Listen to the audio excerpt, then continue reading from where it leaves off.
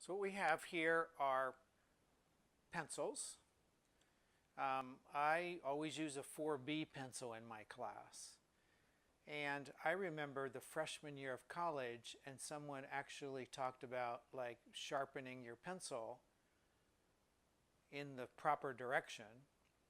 And you could sharpen this side, um, but then it would take away you seeing the 4B, which is where information is.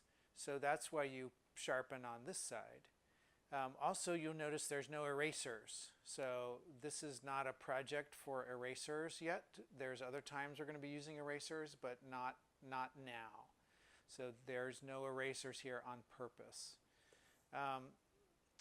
This is another 4B pencil, and what this has is its barcode and a sticker on this side. So what you want to do is take this off because this will get stuck in your pencil sharpener. I mean, it's common, it makes sense, but you'll be amazed how many people don't do that and they just aren't aware of it. Take that off. It's got glue on it. And then this is a General's charcoal pencil, so it's different than the lead. These are all lead pencils in a sort. And then this one is a cool pencil because there's no wood to it, so it's all graphite. It's called a monolith, and it also has a number 4B to it, so you can get these. The downfalls with these is if you drop them, they break. They'll snap, and so that's the unfortunate thing. They're fragile. So this pencil, a 4B, can get me a really light line. That's why, like if you're using 2B's or H's, an H has a really light compressed graphite to it. And even if you push down hard on an H, it stays light. And what we want to do is we want to have something that allows a variety of lines. So here's my light to dark to light to dark. So this is even, we're going to be experimenting with this in a little bit more to be able to get values. Now there's a whole nother hand grip, which is this way, and it's described as an overgrip. So you hold your pencil with your other hand, and then you grab over it, and you hold it like this. And you don't hold it really hard, you hold it really lightly. And then what this is going to do is we're going to be doing a lot of practicing here. This is going to allow you to draw this way. It allows you to draw this way. It allows you to draw this way. It allows you to draw this way. So this is how anybody who's really drawing, they use their hand this way. And then when you need detail, then you come back in and do detail. And the cool thing too about this is if your pencil's on the side, you can get a thicker line and a thinner line. And also you can keep your pencil sharpened by turning your pencil. By turning your pencil, it keeps it sharpened. A general of something like this, a charcoal pencil, what I have here, this is my favorite tool in the world. It's called a box cutter. And what it does is it allows you to pop your blades in and out, razor blades, so you can always have a sharp blade. And that's the most important thing. I actually keep these in my pocket all the time, basically, certainly when I'm working in my studio, because I always need to cut something. So this is how you can use a pencil sharpener on pencils, but this is another way that the people who are really drawing, what they're going to do is they're going to use some type of a blade, and they're going to come down here and they're going to get enough of their pencil cleared off so that, and so you notice that I put the blade down into the wood and then I'm pushing it with this thumb. Right? I'm pushing it with this thumb to get it. I'm not doing it towards me, and I'm not pushing it that way. I'm actually using this thumb. So I'm getting the wood off. And once I get that, then you can see that I have a bigger, after I work this for a while, and you can see the difference of the black, right? This is really black versus this has a grayness to it. Whereas once I start working here, I can fill in areas, I can get straight, sharp lines. I can keep my line pointed. I can do one of the main things about drawing and getting better at it is this word called line dynamics. You know, how do you make your line dynamic, right? A dynamic line has a gestural quality to it, and it's got a thick and thin to it. It's dynamic. These are all warming up exercises. Like a musician warms up, like an athlete warms up, the artist also warms up. So if you ever feel unconnected to your creativity, these are excellent warm-up exercises. So last deep breath in. Breathe out and wiggle your feet, your toes. So what I just did is I brought your attention down to your feet. Now bring your attention back to your pencil and hold it. And just notice how you hold it. What hand are you holding it in? This is our default. You know, how heavy is the pencil? What's it like to hold a column? You know, how many times have you really looked closely at a pencil? And then watch closely, because we're going to do something here. Ready? Switch over your pencil into your non-dominant hand. So we switched our left and right brain. The left brain is the linear, logos, math, science, time part of our being. The left brain is symbols, archetypes, creativity, out of time. So, and it depends if you're left and right left-handed. So let's also go, I'm going to go back to this, and then I'm going to hold this in my hand, and I'm going to reach over and grab my pencil like that, so that my pencil is in my palm. It's called an overgrip, right? Another way. So here's my regular hand. I grab my pencil point, and then I'm going over so that my hand's here, and it's loose. So we're going to be drawing with this. So just follow along with me, and you're just going to start a circle. So we're actually going to do this for the next couple minutes.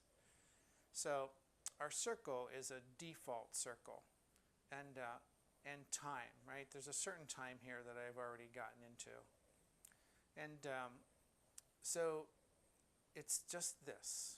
It's just drawing a circle. Take a deep breath, relax your belly, and bring your attention to your hand and how you're holding the pencil. And see if you can lighten up a little bit, not hold it so hard. And then see if you can even roll the pencil around in your fingers, which will actually sharpen your pencil tip. So wiggle your feet on the ground, and then let's notice how our wrist is holding the pencil and what it's doing. And then let's notice our elbow and what's that doing.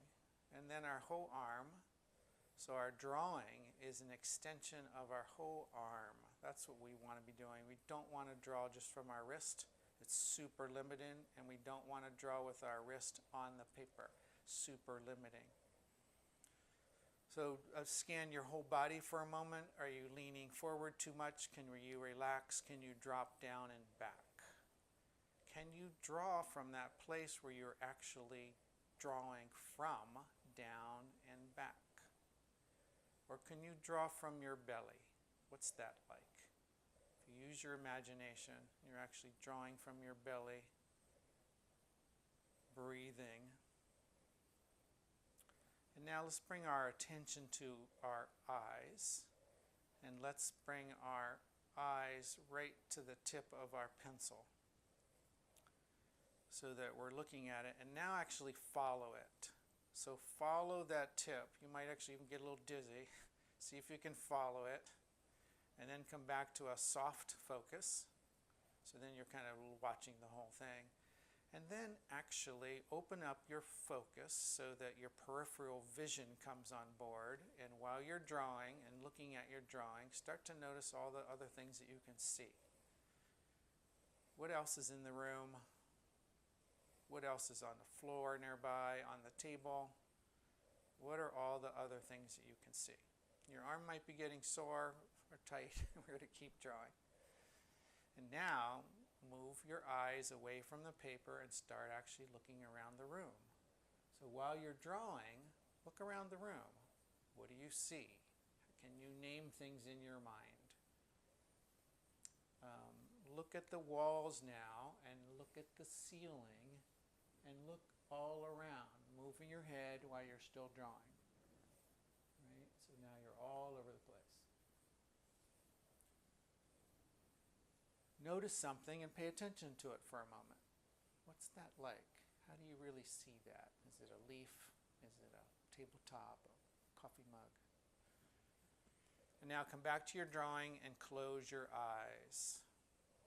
So now we're going in, you're closing your eyes. Notice that you can kind of still see your drawing. And let's roll our pencil and sharpen our tip a little bit while we're drawing. Notice how our arm's moving. It should be a little sore, or at least stressed out because we don't use this much. And now let's bring our attention to the sound of the pencil on the paper. There's friction there. And we're at a default because we haven't brought any consciousness to speed. And so let's do that right now. Let's slow down. You should notice that the sound has changed. If we were in a room, you'd be able to hear everybody's get more quiet. The whole room would get more quiet. It's pretty cool.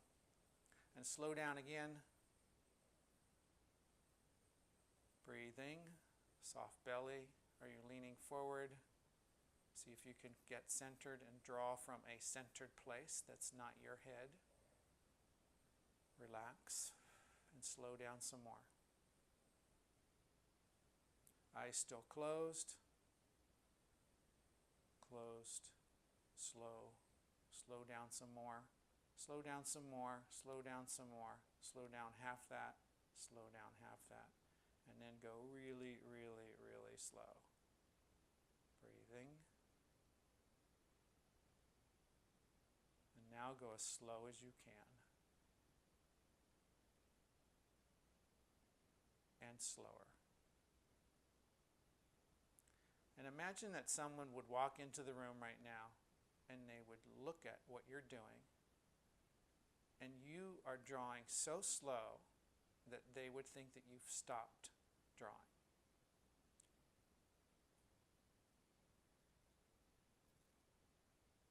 And you know that you're still drawing. And how do you know that?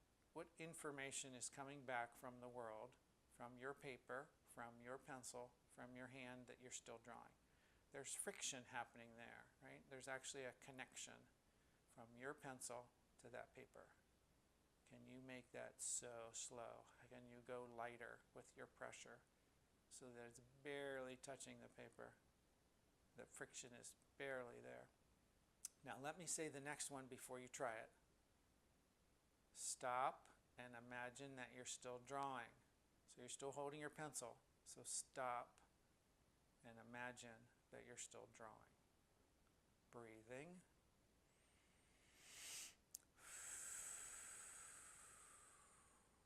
One more breath.